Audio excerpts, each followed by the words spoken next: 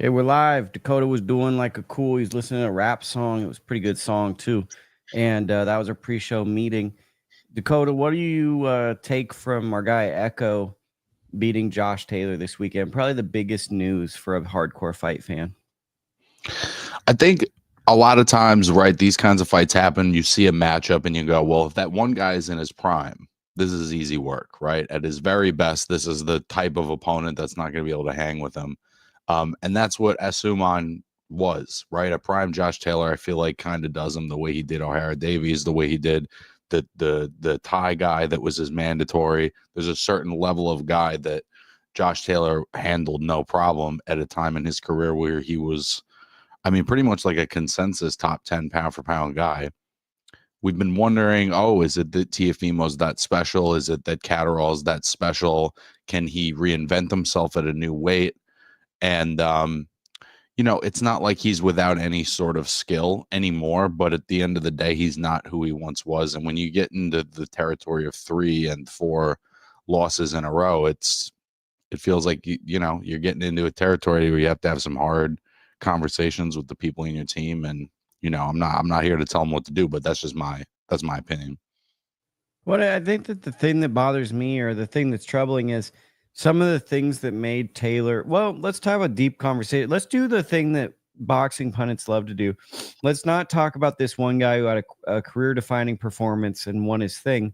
Let's talk about the legendary fighter who lost the fight, as opposed to the thing. But for me, there's a couple of takeaways. Josh Taylor took a lot of hard fights really early in his career. I think he was like 10, 11 fights in, and he jumped into that tournament. That was hard. People don't remember how hard of the matchups he took early in his career were. And because of that, I think that like you don't get that extra shelf life in the back end because he kind of moved quicker. I want to say he also got injured at some point. I'm doing a thing that says Josh Taylor injury.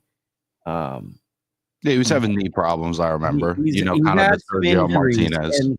And this reminded me also of like, in these cases of like undisputed pound for pound type guys, it never feels like they lose it. It feels like there's like a physical component to it, whether it's the reflexes or their body. Like it still feels like Taylor can do the things he used to do. His body doesn't do it the same way. It doesn't seem like he lost anything, that the greatness is gone. It just seems like there's a little bit of a missing component. Like his body hasn't been healthy for some time. At least that's been the case since that first Catterall fight. And I didn't mean to cut you off for your connection's a little spotty right now. So I was kind of just hopping in, but I think it's that part where the fact that he's become a little bit more limited physically has been extremely apparent since the first Catterall fight. That was the fight where I think they were talking about the injury that he was recovering from. There was, that was part of the reason why I think that fight took so long to happen. I believe Catterall then got injured going into the second one. So he had a big gap in between those two fights as well. And, in between he takes a pretty bad beating for Teofimo Lopez, who is a young, athletic, at his best, very talented guy. And you could just see that he didn't have that kind of reaction time anymore. And I think the big question has been, is there something he can regain or rediscover or reinvent at this new weight class? And I don't think that. I think we're past that point now with him. Yeah, I don't think there's reinvention at this point. And the thing that sucks, right, is when you talk about Ekow Essuman, he reminds me a lot of O'Hara Davies. Yes, he might be a little bit more talented, but that comparison, this felt like the type of opponent that Taylor separated against to get himself to the world stage. Always. And in this fight, like one of the things about Taylor in the Ramirez fight, when the fight was close, he found ways to separate. He found ways to differentiate. The startling thing for me was that element of Taylor wasn't in this fight. When the fight got going, it was Ekow that kind of put on the show later in the fight. And I think also his demeanor, he used to be a mean guy fight week. And now we've seen kind of Josh Taylor joking around, fun-loving guy. And I think some of that's gone. Some of that I don't want to say he needed to be mean and feisty fight week, but there was an element of his greatness that it started with being ornery at the press conferences and being a mean guy. I think that also just speaks to like a guy in his prime, which he just isn't anymore. He's a veteran, and again, I'm never one to tell somebody when they need to stop and when they don't, but I just think like if the goal for him is to be an elite pound for pound type of fighter again, I just don't think that's going to happen. And Essuman was very prepared. He fought a hell of a fight. He's a good fighter in his own right, but it's like Kovalev losing a couple of fights ago. Like that guy was good, but a lot of that had to do with, Kovalev just not having the juice anymore. So let's give Essuman some props now. He's 36 years old. He's 22-1. He's got 8 knockouts. He's on a little bit of a win streak. He's won 3 in a row. He lost a unanimous decision to Harry Scarf, which was a step up, but he had beaten Chris Kongo before. He's got to get a big fight from this, right? He has to get some consequential bout because this is a meaningful fight. But at this point, is he kind of in the, I guess my comparison would be like the DAZN Zlatan type category, where I'm trying to think who did Zlatan beat back in the day? Maybe Ricky Burns. I can't entirely remember, but I think that's a fair comparison.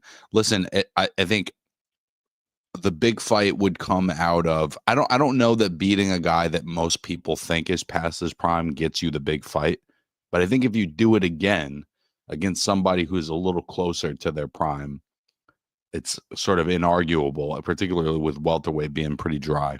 We've talked about it, sort of Boots, Barrios, and Norman are the 3 consequential fighters at welterweight. I mean, I think that Essuman's got an argument for cracking into that conversation, but I think most fans that know what they were looking at kind of know that Taylor's a wounded warrior, like he's not what he once was.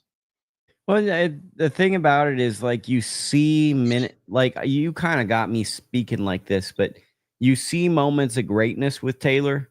Like, he hasn't fully lost it, but it's like he can't put it together the same way. Yep. So he might have a good round. He might have good moments. Like, you kind of see how Taylor could keep going, because when he spars, he's probably still a cold dude, because he almost kind of fights these pro fights like a sparring, but with more meaning in his shots.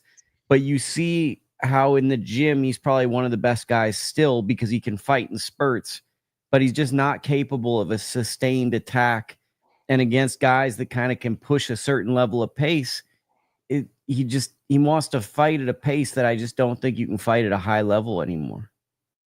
Yeah, that's part of greatness is consistency. I think consistency is also part of what you lose when you get older. I remember a documentary series about Steve Nash many years ago when he was at the end of his career on the Lakers.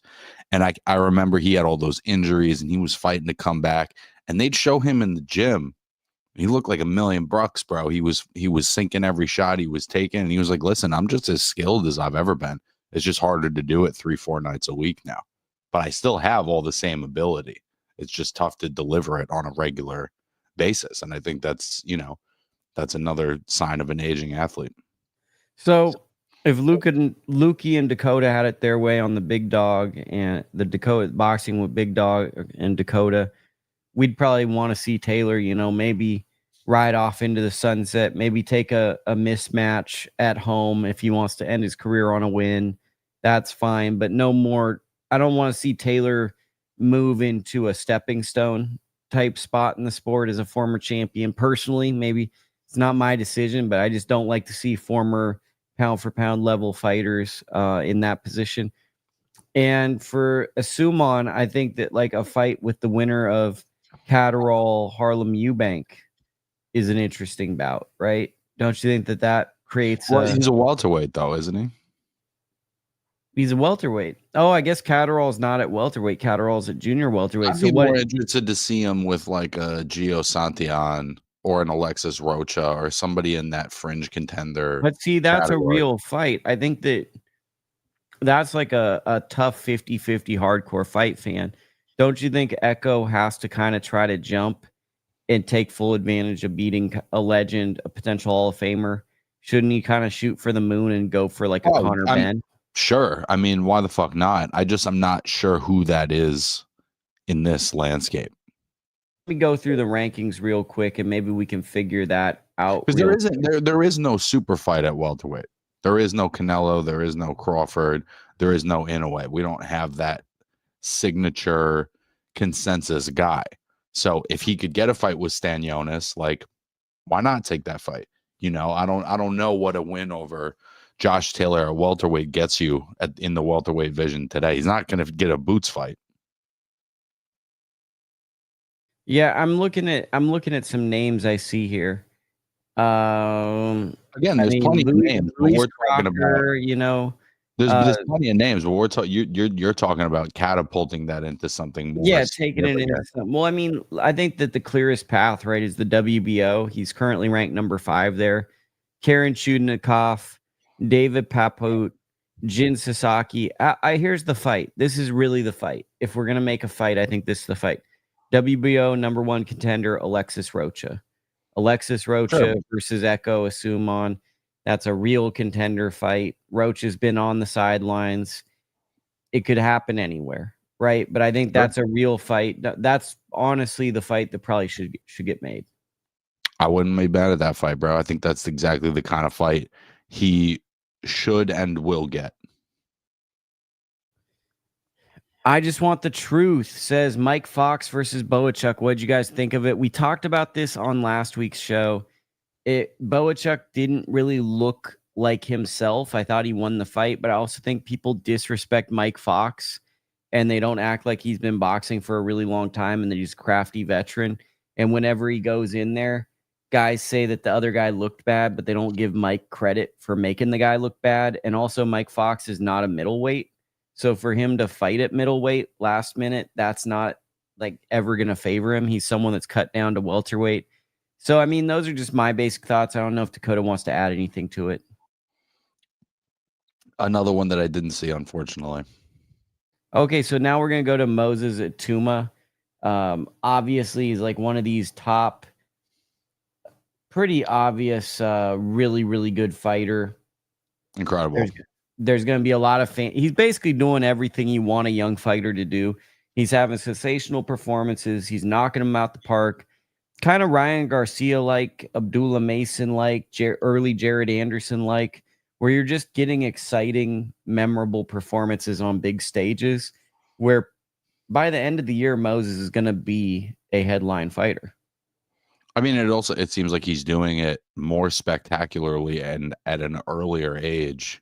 I mean, as much as I love Abdullah Mason, he wasn't like knocking out top 20 guys at 19. I think he's just starting to kind of get into those kind of fights, and he's knocking it out of the park now. But when we talk about this kid, bro, I mean, 18, 19 years old, taking on guys with winning records that are, you know, top 20 in his weight class. I mean, it's just it's pretty spectacular. And I can't think of any fighter that I've been this impressed with at this age. And I keep kind of waiting for the speed bump to hit or for some kind of challenge or some kind of obstacle to come his way. And I'm sure it's coming, but it's going to take somebody really special. Yeah, I mean, look, he's passing all the tests, and I don't even see a loss as a big deal. So if you got someone that's this exciting, that's standing out, I get it from a promoter's perspective. Let's make sure he's ready. So whatever. But I mean, just let this guy jump to that next level. It's feeling like he's already just about there. He's been moving pretty quick, to be honest. I mean, he's not taking the Richard Torres type of opponents. He's taking sort of fringe contenders now, and he's 19 years old. Like, I don't know how much faster you could move him. I mean, what is no? I mean, he's moving quick. You know, he's not moving Loma quick. He's not moving Shakur Stevenson quick, Keyshawn Davis quick, but he's moving almost at that pace. And younger than all those guys when they went pro. And younger, you know. And he fought Mike Balogun. People go, oh, who's this? Former NFL player, I believe. Well, he knocked out Trey Lip Morrison. And that tells me that he went into a fight as a B-side opponent and had confidence and did something a lot of people thought he couldn't do. And because of that, he's a dangerous guy. And he made him look like the guy he fought in December. Yep. You know, you can't even discern the difference in the performance. And these are two guys who at one point probably were in the rankings. They could be in the rankings right now, but they're 20 to 30 ranked heavyweight contenders, and he's just making them look like they're not even on his level. Yeah. And these are the kinds of fights that many prospects are moving into long after. There's plenty of prospects that are still fighting the guys that, you know, are 18 and 57 and they've lost every fight by knockout. So I just think it's easy to take for granted how impressive this is. And on top of that, a lot of people, like, because I write about undercard fighters, people think I actually know what I'm talking about. So they'll ask me, what do you look for in a prospect, right? And I think people want like a one-stop shop answer. They want, oh, I look for this or I look for that. Well, you know what I look for, Dakota? Separation. Guys that when they're on the undercard look like a main event fighter even early on, that they're so much better. And Moses right now is the clearest example of that. He looks so much better than the guys that he's in with. And he's fighting, as you said, fringe contenders, guys that typically give young prospects, guys his age, rounds. And he's looking like, why are we making this fight? Why are we sanctioning this fight? What are we doing here, bub? I just want the truth says, what about Moses versus Ivan Ditchko? Man, I love that fight. I think that Ditchko is a hell of a fighter. Older Kazakh amateur standout, but man, when I've seen him, he's really impressed me. Gassiev would also be a great fight. You know, as crazy as it is to say, that may be where he's at, is that level of fight. I think Ditchko is a huge challenge too with his height and his skills. I think Gassiev, it was a strange thing that happened. He was a big name after losing to Usyk, I felt. Or at least he had a credible name, and I believe he was trained by Abel Sanchez. Then it feels like COVID hit, and there really wasn't ever a return to him on any network TV. Like, it felt like he was going to be featured on DAZN. I remember, I think he had a fight with Joey DeGueco that fell out, and then he just disappeared. And it's like, you know, the sport's really unforgiving, and when you don't put those performances together, there's young guys coming up, and you're no longer that new face. It happens so fast. So, I mean, 2016 Olympics is a while ago, but to me, those guys are still young bucks, and people in the chat would go, "Oh, they're not that young anymore." We've touched enough on that. Let's talk a little bit about this Angelo Leo fight. I'm not sure if you caught it. He took on Tomoki Kameda, made the first defense of his title. Any thoughts on this? I actually watched the majority of it after we got off the phone, and you know, it was a lot of really close rounds, man. It felt like the difference in the fight was just Angelo having one more layer maybe than Kameda. That's kind of the best way I could put it, but it was a super competitive fight. He may not get, you know, the most credit for that win in the States because Kameda is not the biggest name, but that's a 40 some odd fight veteran who's highly competent, who's still got plenty left in the tank. And that was a really challenging first dangerous title fight, bro. He went to Japan to fight him, bro. I mean, I love everything about it. I think that it's you know, he's taking a challenging fight that he's not going to get, you know, the most credit for, and that's in many ways the toughest type of fight to take. But he went to a country where there's a real groundswell of support for boxing right now, and he showcased his skills, and I think it's great. I think Leo is criminally underrated at how talented he is, and he's slowly creeping into that power. Kameda, by the way, I'm amazed. Kameda is underrated too, but I get why he's underrated. Is like a lot of his fights don't happen in America.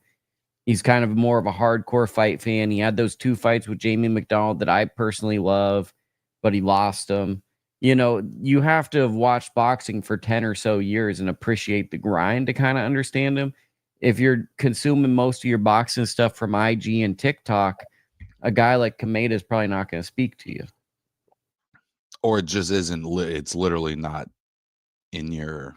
Or it's not even coming in. You're not even consuming it because it's not. You're not getting those hits. Right. Exactly. Maybe young people in Japan are. We don't know. I mean, he seems pretty popular out there, but again, that's a regional attraction, not a star.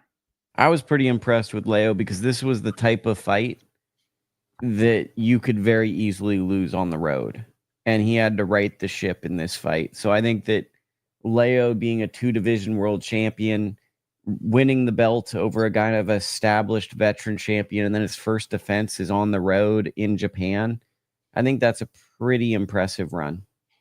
Very. I mean, everything about his run since the Fulton fight has been impressive. Even that fight is a little slept on. You know, he did better than people think. Yeah, absolutely. Okay, next topic that we're going to. What is our next topic that we got?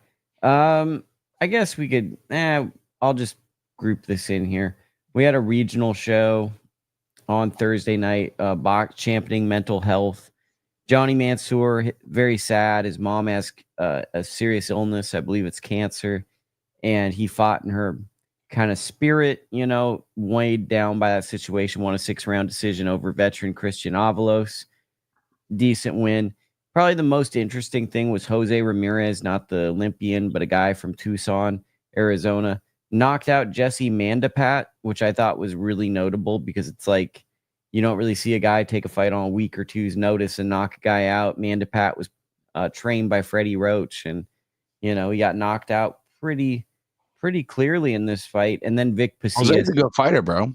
he is a good fighter, and he's a guy that if you got a young prospect, right, you got to be careful because he's the kind of guy that can upset you. And Vic Pasillas stopped Carlos, was it Johnson or Jackson?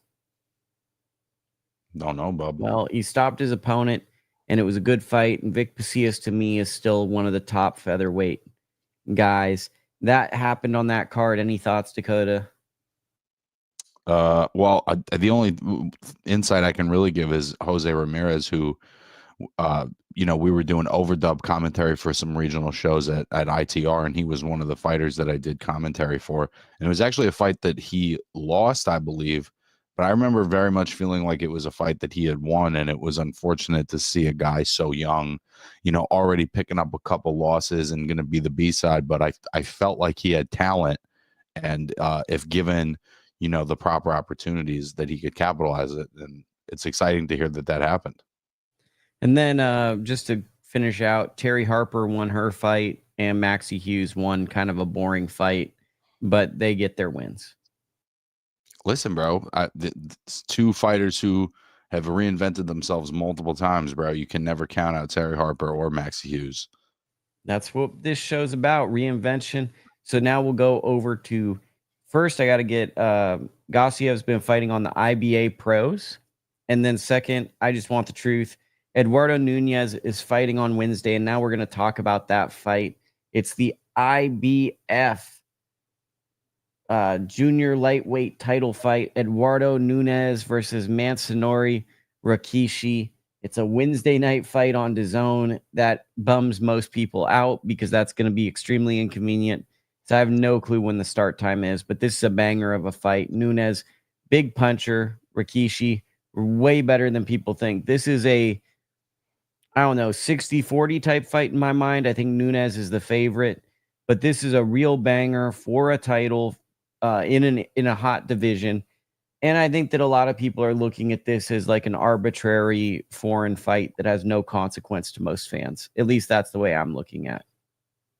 I think there's times where I've seen Nunez where I just feel like there is, I mean, the aggression is great. The physicality is great. There's a lot to like with him, but it's just a little one note at times. And so maybe there's fans that just aren't equating him to like an elite level fighter, but I think for what he does, he's about as good at it as you can be. He's 27-1, and he's got 27 knockouts. He kind of has a little bit of that Julio Cesar Martinez vibe to him, where it's like he's a little reckless, but he really believes in his power. And, you know, he's stopping credible guys, you know. So I'm interested to see what he's doing. And then we look at my guy Rikiihsi, and, you know, I don't know if you're familiar with him, even though he's 16-1. I love when they both got losses coming into this. but he's got wins over other credible guys. Michael Magnassi, remember him? He was making the move up, beat him. This is just a really good fight, but this is also a fight for hardcore fans because there hasn't been a lot of marketing put behind this fight. So you have to look at the matchups and you have to kind of be like, man, this is a compelling fight with two skilled fighters, but there's nobody out there saying, let's sell you this matchup. I mean, that seems to largely be the case in general in boxing right now. It feels like that gets saved for the spectacle events almost exclusively. Who do you think wins this fight? I don't know enough about Rikiihsi. I know that I've seen him before, but to me, it feels like, you know, beating Escandon, beating Mariaga, it feels like Nunez is a guy that should have a world title. Like, it just feels like he's completing the steps that it would normally take. I would lean towards Nunez on this one, but this is the kind of fight that we love to watch. You know what I mean? And that's part of why we talk about it on our show, because it doesn't always get that push and get that bump, you know, from boxing as a whole. Not that it matters, but Rikiihsi's rated as the #1 junior lightweight on BoxRec. I think that absolutely does matter. He's the #1 in the world. But it's a shame nobody knows, right? And Ryan Garcia got all this attention a couple of weeks ago and had the kind of performance he had. Also, I want to get to my guy Bipolar Boxing. He jumped on the show in replacement of Dakota back in the day when David Morrell and David Benavidez fought. He came on and did a little guest hosting. We really appreciate you, Bipolar Boxing. He said Archie Sharp had a terrible game plan. I agree, man. Archie Sharp did not have a good game plan for his fight against Maxi Hughes. It's a good observation. But I got to tell you, man, there's a lot of people that look lost against Maxi Hughes. You know, I thought Gary Cully looked lost. I thought George Kambosos looked lost. I've seen a lot of people look lost against Maxi Hughes. So there's something he does, and I couldn't tell you off the top of my head what it is, but there is something he does that makes really good fighters uncomfortable and feel unsettled. I think I know what it is, so I'm going to take a thing. I think he's one of those guys that when you look at the tape, he doesn't look as good on tape as he is in the ring. Mm-hmm. So, like, it's always like my buddy went and he was like looking at Povetkin, and then he went and saw him fight, and he's like, Povetkin's way better when you're live. On tape, he doesn't seem as good as he is when you're there. And I think that Maxi Hughes, like, at times maybe he looks flat-footed, moves a lot. You get in there and his jab is sharper, his timing's better than you think. I think he's someone where when you see what he does on film, it doesn't look impressive. When you're in there, it's very practical. And I think he kind of, like, people expect to have more success against him. And then he kind of weaponizes that. So as they have frustrations, I think they get lost because they totally see, oh, he moves this way, I'm going to do this. And I think he's good at taking that away from people, and he's better than people think. Sure. And we're not avoiding the Khalil Coe Manuel Gallegos.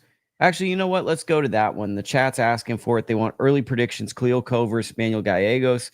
I would just want the truth. Who you got on Friday? Repeat or revenge? Khalil Coe, Manuel Gallegos.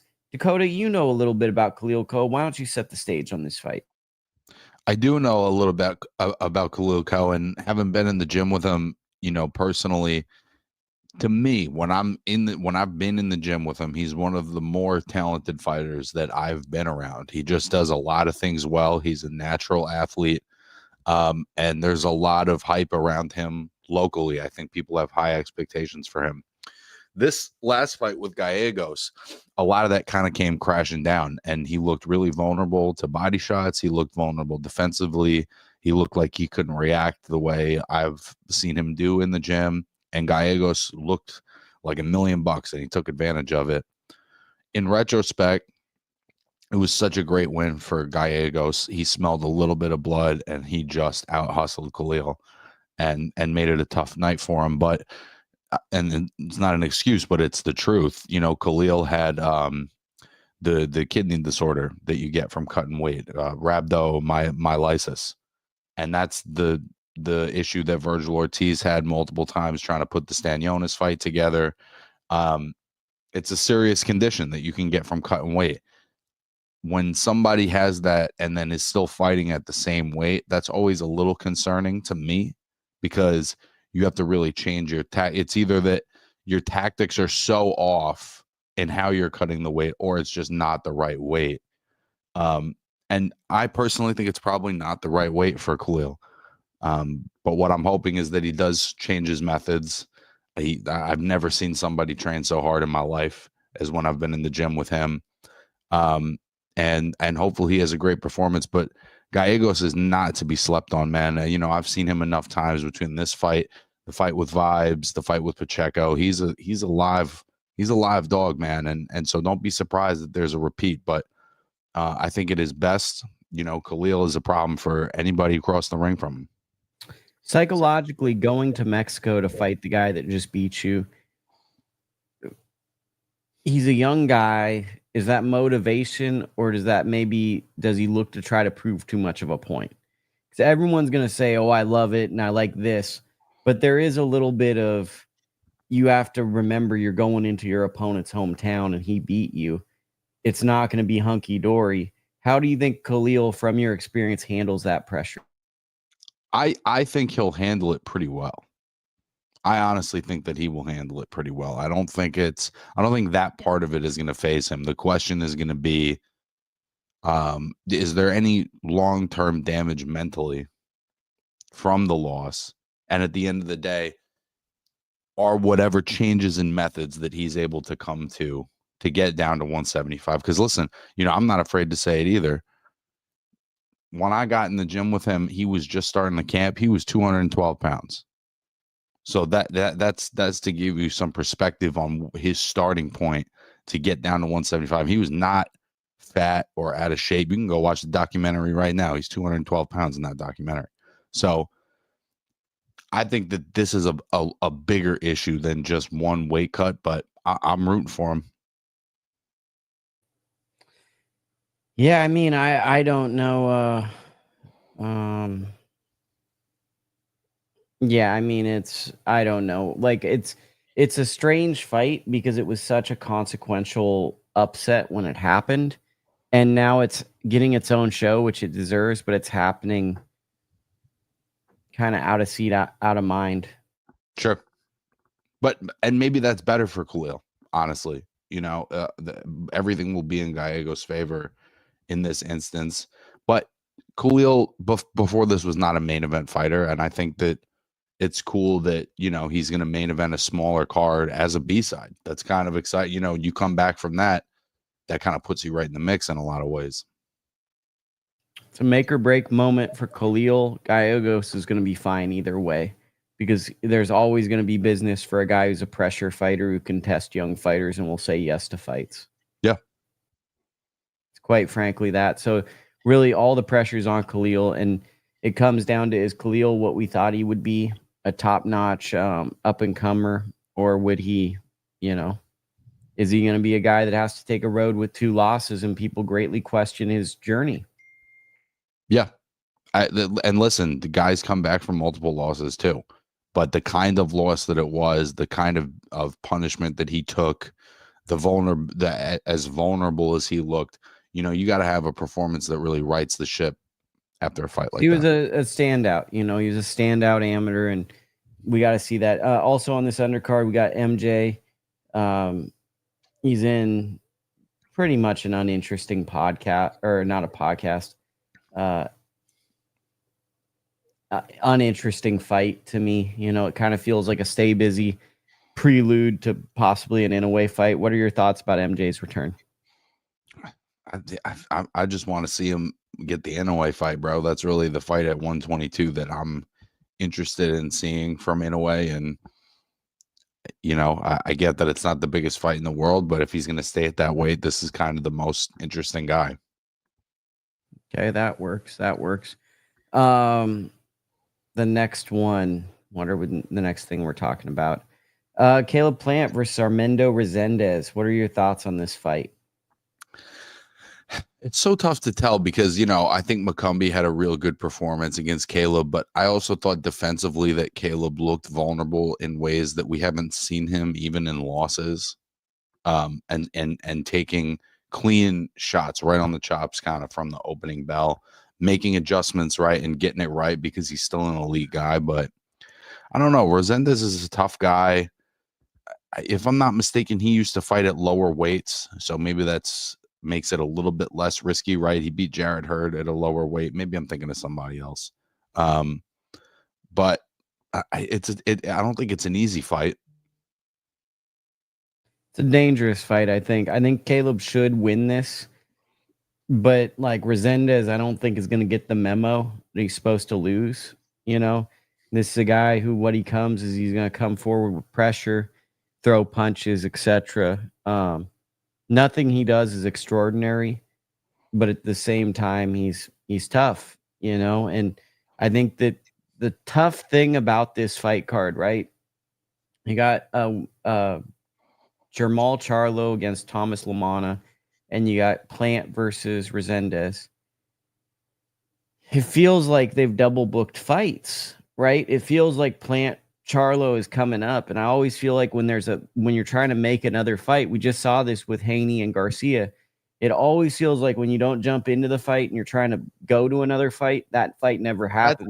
It's the most boxing shit possible, bro. Like, just let's set the fight up for failure as much as possible. Fight that's not even like that important. Let's just set it up for failure right from the jump. I don't really understand. I've lost interest in the Charlos. And I mean that with all due respect. They've had great careers, but particularly Jermall had a hell of a run as a champion, but they're not active.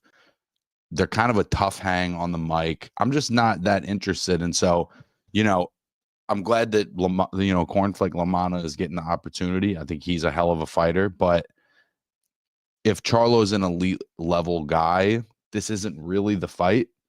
And so in the last 5 years, he's done almost nothing in the sport. And I don't know why, what we're supposed to be interested in at this point, that he's going to take this fight and like barely win it and then not fight for 3 years. Why do I care about that? I mean, the card itself is strange, but I'm excited just to see what the opponents bring. Like, I wouldn't be shocked if Cornflake beats Charlo.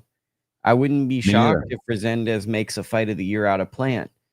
I would be more shocked by Resendiz beating Plant, though. I don't think he beats him, but I think it's going to be a fight, possibly. I think it'll be a fight. I think it'll definitely be a fight if Plant is asleep at the wheel early in the fight, the way he was with McCombie. Yeah, I mean, it's a weird card, if we're being honest, because it's like the fight we want to see is Caleb Plant versus Charlo. And it's kind of more interested in like Caleb Plant versus Pacheco. I don't see how Charlo's earned the fight with anybody relevant at the weight class. Well, it's more of a spectacle fight, and it's more of a social media fight in the sense that they have some history going back and forth, etc. And that's what the world likes. You look around, you see people on their phones more than like ever. So the consequential and the meaningful matchups often get overlooked for, oh man, I saw this viral moment and those two could fight. And they had a little bit of a viral moment. What, 3 years ago? Something like that. Yeah, I can't think of anything less interesting to me. I'm Lukey's. It's like the Key and Peele where they got the guy doing the Obama translator. I'm gonna be Lukey's Obama translator today. This fight's some bullshit. Well, I mean, I think that both fights to me are interesting in the sense that I don't know what they're gonna look like. Like, I could see Cornflake going out there and stopping Charlo. I could see Charlo stopping Cornflake. I could see it being a boring match. I could see friggin' Caleb Plant stopping Resendiz. I could see Resendiz making it a war. I don't know how they're going to play out. The hard part about the card is I'm just not interested in the fights. I have a certain level of interest in Resendiz fighting Plant just because we've seen him in with enough actual top guys to kind of know his level. And again, I think Cornflake is a perfectly credible opponent as well. It's just a very classic boxing thing to have the opportunity. Like if you feel, if as a promoter, you're going, oh, this viral moment, we got to jump on this now while it's hot. The way to do that is to wait 3 years and then put them on the same card and make people wait another amount of, like, it's kind of goofy to me. I don't know, Luke. And we got risky enough opponents that are getting chance of a lifetime, life-changing opportunities where they might frig around and beat a guy. Yeah, these are the ones where you kind of want to see that.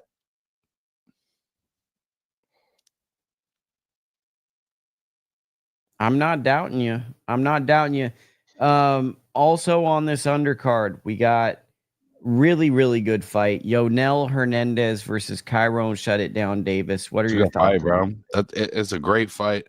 You know, I think Kyrone Davis with the win over Elijah, that was a very, very impressive performance, man. He boxed a beautiful fight in that fight. Yoenli, a little more of a front foot Cuban type fighter, but he's got really good technical ability.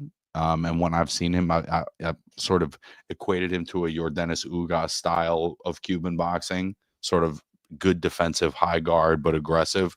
I think this is a really great crossroads matchup here. And, you know, they're obviously moving Yoenli pretty fast. I thought there was potential that Kyrone could kind of take that Elijah win, turn it into something bigger, but it's a great, this is like a fight fans fight right here to me. And then we got produced by Watson.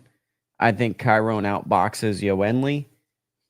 It could happen, man. Yoenli's rule that out, bro. I mean, fuck, man. Davis, especially after the Elijah fight, and honestly too, you know, I don't think his fight with what did he fought David Benavidez, right?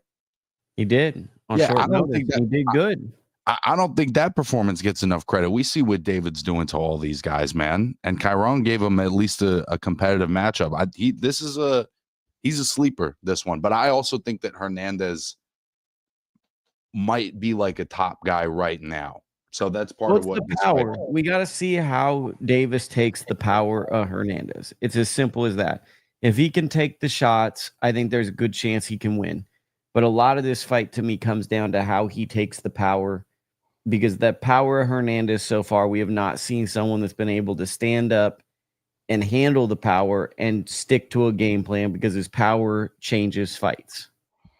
Another random little deep cut thing about Kyrone Davis, but I totally forgotten about this fight, but got a draw with Andre or with Anthony Durrell way back in the day, and then has a stoppage win over Antonio Todd, who's like a bit of a vet but doesn't really get stopped. So I think that gives you at least some level. I mean, he's a real guy, but he's kind of taken a real guy career where he's taken real interesting fights, as opposed to these fights that could maybe get you more of a marquee name. And I think he's also possibly been a guy who's been in a lot of sparring camps. So some of his motivations might be, okay, I'll spar this guy and I can get as much for a fight. And maybe a little bit of his career went on the back burner at times, because I don't know if that's true or not, but I think he's been in some high profile camps, and that's offered him more opportunities than maybe the sport itself. And that would make sense considering his more technical type style and also maybe not having the most power. A fight I love, Isaac Lucero versus Omar Valenzuela. Battle of undefeated junior middleweights. I don't know a thing about him other than Bob Santos trains Isaac Lucero. I just feel like this is going to be a barn burner, a 50-50. This is going to be one of those where everyone goes, I don't know who these guys are, and then the internet might break because you're just watching a slugfest.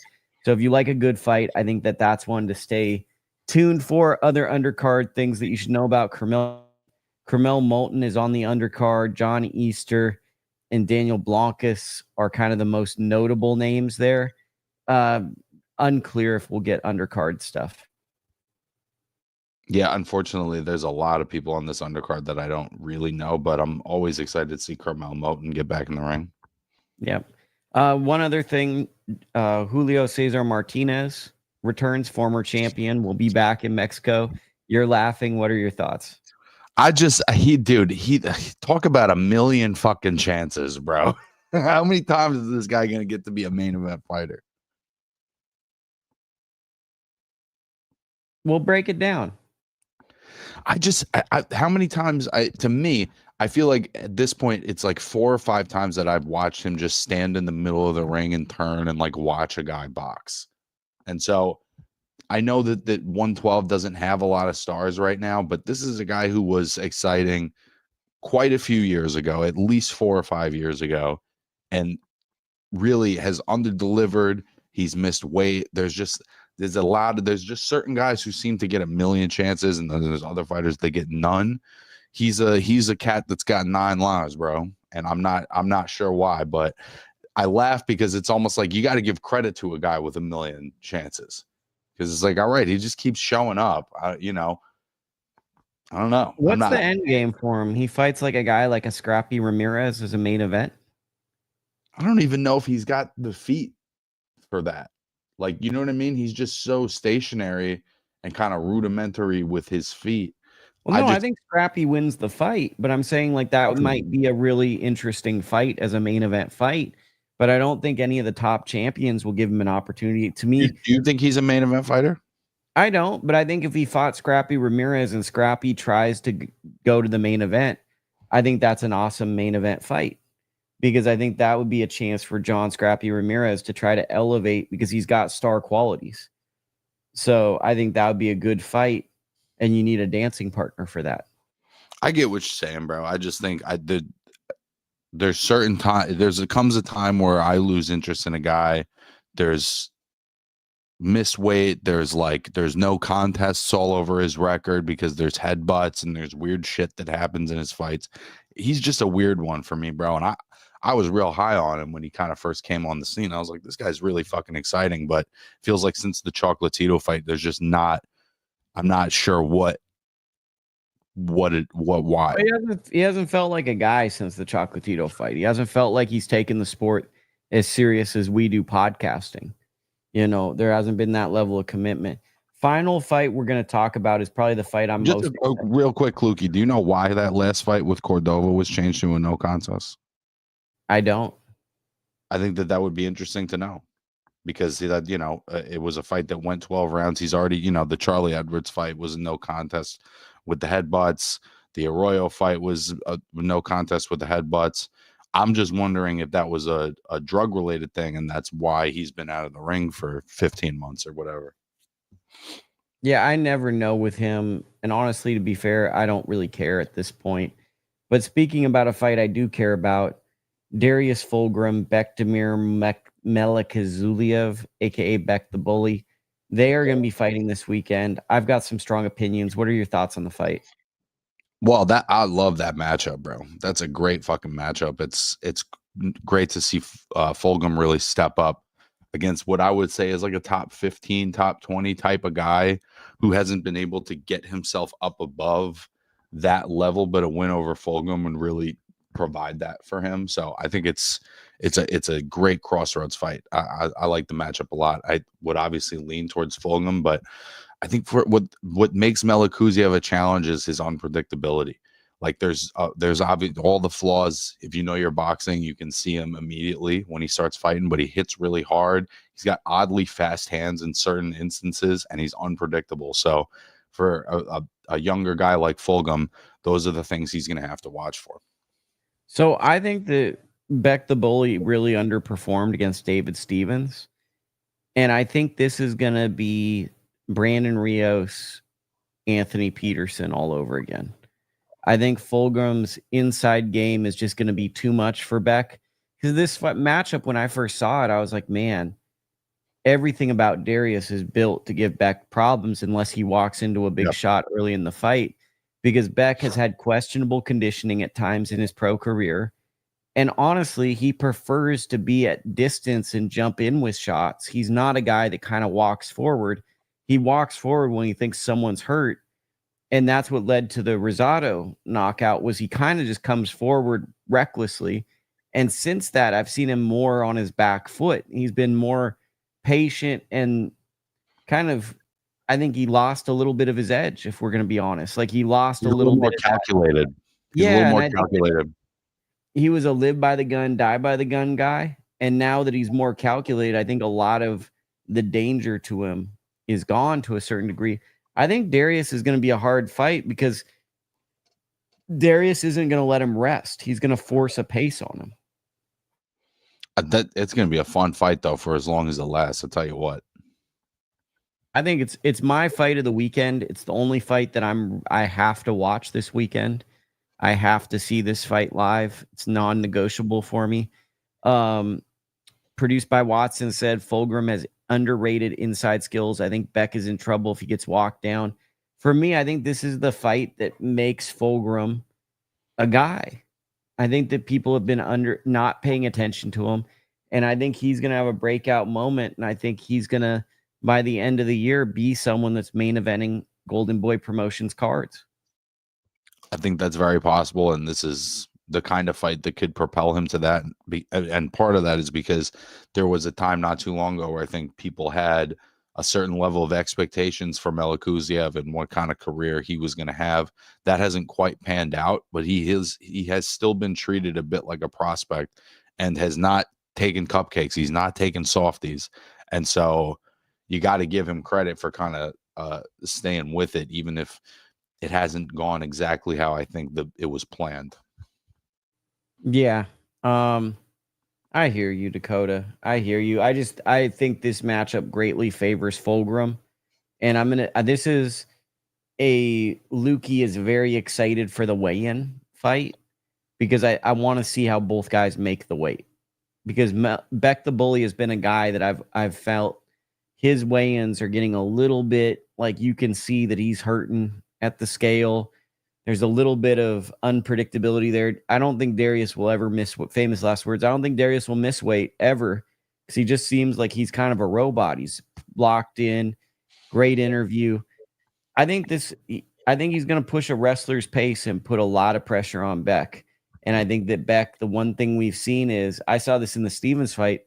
Stevens was there to beat him. Stevens just didn't throw the combinations. And what's the thing? When Darius gets inside, he lets his hands go. Sure. That's it. It's a hell of a matchup. It's a good fight. It's a real fight. Undercard. Here's a good one on the undercard of that one. Eric Priest versus Luis Aries at middleweight. Well, that's another million chances guy, Luis Arias. Man, it feels like he just keeps coming back from the dead, bro. It's pretty unbelievable. What do you think of this fight? I'm not really too sure what to make of Luis Arias at this point as an opponent. I haven't seen him fight in a long time. I think the last time that I'm looking at his box right now, the last time I saw him fight was the Lubin fight. You know, he obviously got beat down pretty good on that one. Also lost to Vaughn Alexander. Priest, you know, he's been a pretty promising guy. The Tyler Howard fight was pretty impressive. You know, I mean, I would have to lean obviously pretty heavily towards Priest. It is a step up fight of sorts. But again, Luis Arias is one of those guys. He hangs around, bro. We gotta give that a name for one of these guys, the million chances guy. Who's the name? Who should that be named after? There's a lot of good examples. But like, who deserves to, like, maybe Adrian Broner? The Adrian Broner million chance. The Adrian Broner Cat with 9 Lives award. Okay. So the Adrian Broner boxer with 9 lives on this card is Luis Aries and Julio Cesar Martinez randomly. Absolutely, bro. Yeah, so those are there. Also on this undercard, 2024 super heavyweight Joshua Edwards is on the card. We love a little Joshua Edwards. I haven't seen him yet. He's fine. He reminds me a lot of Steve Cunningham. I think he's a little undersized for heavyweight. I think he should be at cruiserweight. Not my decision. That's his team's decision. So whatever. It doesn't matter what I think. And then we got Caden Griffiths, who's someone that people have a lot of expectation. And my favorite prospect on the undercard, Grant Flores, really good puncher. Little stiff, but he reminds me of a great Mexican pressure fighter, to be honest. Barraza, a pretty tough guy too. Yeah, he's good fight. You know, that's probably gonna be a start to finish for Uncle Lukey. I'm probably gonna watch that card start to finish. Chat, we're almost at the end of the show. give us some questions if you want. Throw a few questions out. We'll stay for a couple more. Love a couple more questions. A lot of people in the chat today. We had a big live audience. Did you see Love that, that. Dakota? No longer in the You know, I single can't see the digits. numbers, bro. You can't see the numbers? Nah, man. Only you get to see the Only numbers, I my get to friend. see. Well, right now we got I see 11 in them the chat. after. At one point we had 25 hanging with us. To some, they might laugh, and I maybe love that. one day we'll laugh at that. But to us, where we started from, that's pretty good. I just want the truth said. I don't know what the internet slang in the beginning is, but Edwards should fight at Bridgerweight. I like that. I like Edwards at Bridgerweight. I just think that a lot of guys, and Dakota can piggyback off of this with me. I think a lot of fighters think that like fighting at Bridgerweight, there's like a demotion, or you're not as much of a serious fighter if you fight at Bridgerweight. Who do you fight? Like, I just think that the fighters don't. They'd rather be at cruiserweight or heavyweight because it's like an undefined division. And I think that there's a little hesitation that they don't want to associate with being the first person at that division per se, unless it's an older veteran fighter. I just don't. It's not established enough of a thing. And I honestly wish it would be, because, seeing these massive size differences at heavyweight, I've always thought it was really odd that we make the distinction between 154 and 160, but we don't make the distinction between 254 and 260. I don't know why, we make a less of a thing about that when somebody gets to be up over 100 or over 200 pounds, particularly now, when a lot of these heavyweights are pushing 300, they're closer to 300 than 200. So, I've always thought it was strange that we don't make any sort of divide after 200 pounds, but that's how we do it. And I think until there's like an exodus of guys that want a piece of that division, no one's going to do it because there's no appealing fights. But I think Dakota, I just want the truth. I think that you're right. Let's do a ridiculous statement, right? So let's say, what's the difference between Fury and Usyk in weight? Like, let me actually pull it up. No, it's 50 pounds. It's 50 pounds for one of the fights. So imagine maybe Roman 35 at the fighting Gennady Golovkin.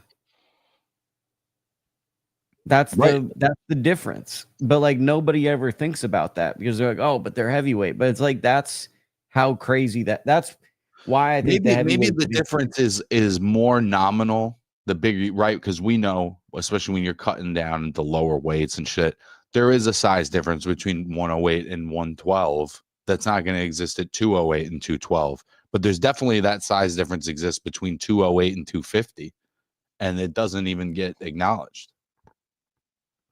I think one of the things about boxing that's tough, if you're a man or a woman of a certain size, it's tough to figure out where you fit in the sport. What if your best weight is 190 pounds? There isn't really a place for you in boxing. Like Khalil, I think he's a perfect example. It's tough. He's not even 6 foot. He's about the same height as I am. And he's in shape, but he's probably better served at cruiserweight. But if he was really fighting at his best weight, it'd probably be about 186, 187 pounds. So it's and just in the pros, there's no division for him. So it's no like division. The classic example I'd always hear, and it's a UFC guy, right? But I just know because it's my area, and you're like plugging your ears. Your code is doing this, right? The trombones to his ears. It was this guy, Nate Diaz, and I always heard that he was in between weight classes. People would always tell me it's like he'd be the best whatever in between weight class guy, but he didn't really. A lot of like when he was having trouble, people would tell me is he was going up and down in weights because he was trying to figure out what weight he was because he didn't really have a comfortable weight. And it's like, I think there's a lot of those stories in boxing. We'll take a few more questions. I just want the truth. Are you guys going to watch the Champion League's final? I have no clue what that is. Dakota, do you know what that is? Neither do I. If you're talking about the NBA, maybe I'll, watch the Knicks lose, but I also want to say former guest to the program, Abel Mendoza, 42-0 as a pro. He lost in TCL, which I don't think goes to his pro record, but he was knocked down in one round multiple times. So that's something that happened this weekend too. Crazy. I don't know that I've heard of Abel Mendoza. Well, I think you interviewed him. I think he was on an interview with us. You're talking about Brian Mendoza? No, this is Abel. I think it was me, Jack Kelly, and Nibs maybe, but I definitely interviewed him with a panel of people, and he was there. So yeah, that's something that happened. So I think that's the show. We did a show 1 hour in, locked in. It's great to get Dakota back. I think we got some reps. We're gonna have a phenomenal show next week because we got fights to talk about, and we got that top rank card, which is really a badass card. So I can't wait to get to it. Dakota, where are you going to be this week? You can always follow me at ITR Boxing. You can see me on the Lukey Show, on the Slip and Weave podcast, on Instagram and YouTube. Appreciate everybody in the chat today, man. It's great to see it popping off.